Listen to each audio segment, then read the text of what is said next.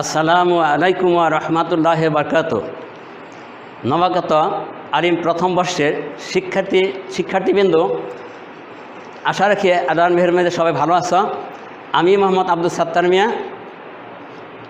আমি আলিম প্রথম বর্ষের বাংলা দ্বিতীয় পত্রের একটি ক্লাস নিতে যাচ্ছি। বিষয়টা হচ্ছে পারিভাষিক শব্দ অধ্যায় 8। তো এই বিষয়টি জানার আগে তোমাদের জানা প্রয়োজন, তোমাদের এই শ্রেণীতে ব্যাকরণে কত নম্বরের ভিতরে কোন বিষয়গুলো আছে। আমি এখানে একটু নোট আকারে রেখেছি। তোমাদের ব্যাকরণে আছে 30, নির্মিতি আছে 70। তো এই বিষয়ের উপরে তোমাদেরকে প্রস্তুতি দিতে হবে।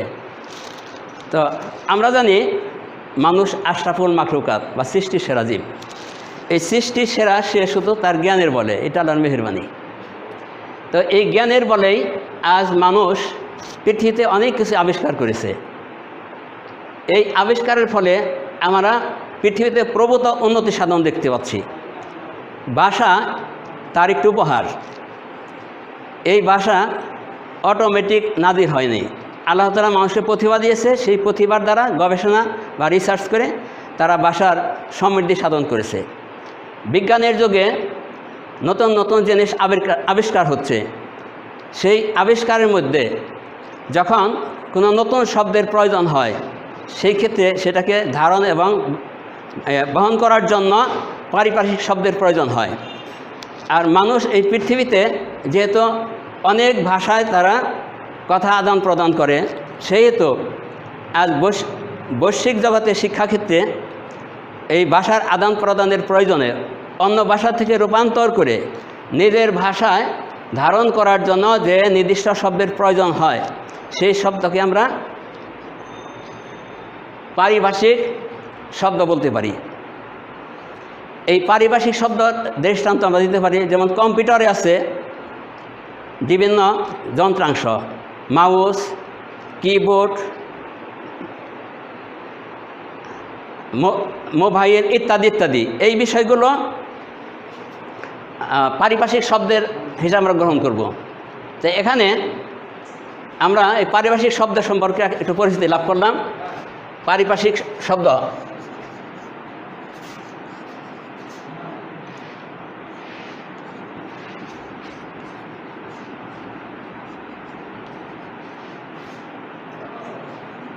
আমরা এখন জানলাম পারিভাষিক শাব্দিক বিশ্লেষণ। এরপর এর প্রয়োজনীয়তা।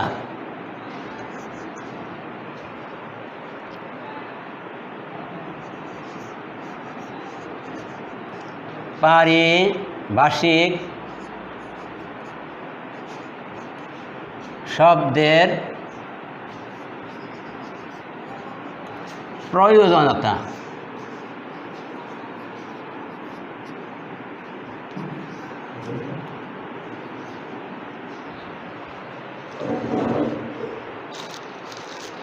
যেহেতু এই বিশ্বটা শত শত বা হাজার ভাষার সম্মুখীন, নির্দিষ্ট গণ্ডির ভিতরে এক একটা ভাষা লালিত হয়ে থাকে। যখন কোনো দেশে কোনো নতুন বিষয় আবিষ্কার হয়, তখন তারা নিজেদের ভাষায় সেই বিষয়গুলোর নাম ধারণ করার জন্য শব্দ চয়ন করে। আর এই বিষয়টাই যখন অন্য ভাষায় রূপান্তরকে অন্য দেশের লালন করার চেষ্টা করে, তখন ওখানে পারিভাষিক শব্দের প্রয়োজন হয়, পারিভাষিক শব্দ ধারণ করার প্রয়োজন হয়। তো এছাড়া আমাদের প্রশাসনিক বিভিন্ন একাডেমিক কাজে, এরপর শিক্ষার বিভিন্ন স্তরে শিক্ষাকে সহজ এবং সহজবুদ্ধকরণের জন্য, সামগ্রিকভাবে দক্ষ মানব সম্পদ তৈরি করার জন্য এবং শিক্ষাকে বোধগম্য বা সহজ করার জন্য এই পারিভাষিক শব্দগুলো লালন করা হয়। তো আমরা এখন এই পারিভাষিক শব্দের উদাহরণে চলে যাব। তো এই পারিভাষিক শব্দে তোমাদের বোর্ডের যে প্রশ্ন হবে, সেখানে এর মান থাকবে 10। এই 10টা শব্দের অর্থ লিখতে হবে।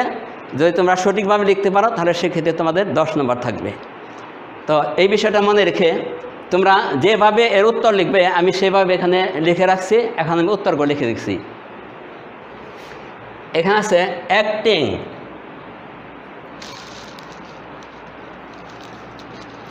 কার্যকরী,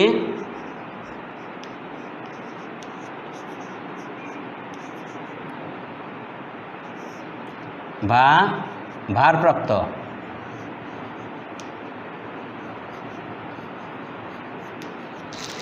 কার্যকরী বা ভারপ্রাপ্ত।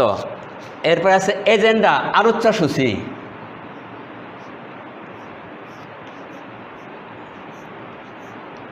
আলোচ্যসূচি। এরপর আছে অ্যাডমিশন, ভর্তি।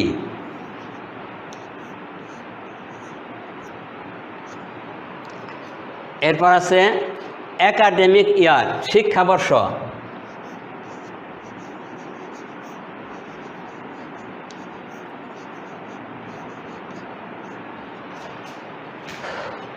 অ্যালাউন্স, ভাতা।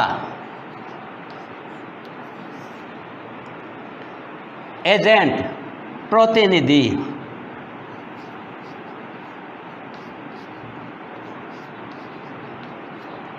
এরপর আছে অ্যাপ্রুভাল, অনুমোদন।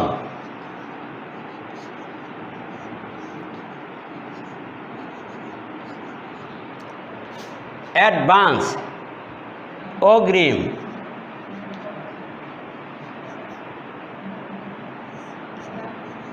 অগ্রিম। ব্রাঞ্চ, শাখা। অ্যাকাউন্ট, হিসাব।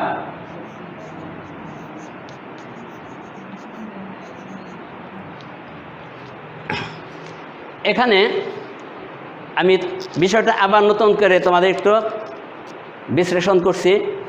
এই পারিভাষিক শব্দ যদি আমরা মূল্যায়ন করি, তাহলে এখানে পরিভাষার শব্দ সাথে পারিভাষিক শব্দের সংশ্লিষ্টতা।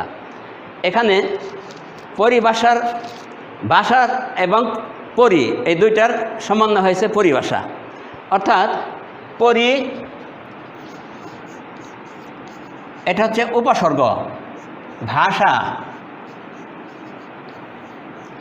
এই দুইটা মিলা হয়েছে পরিভাষা।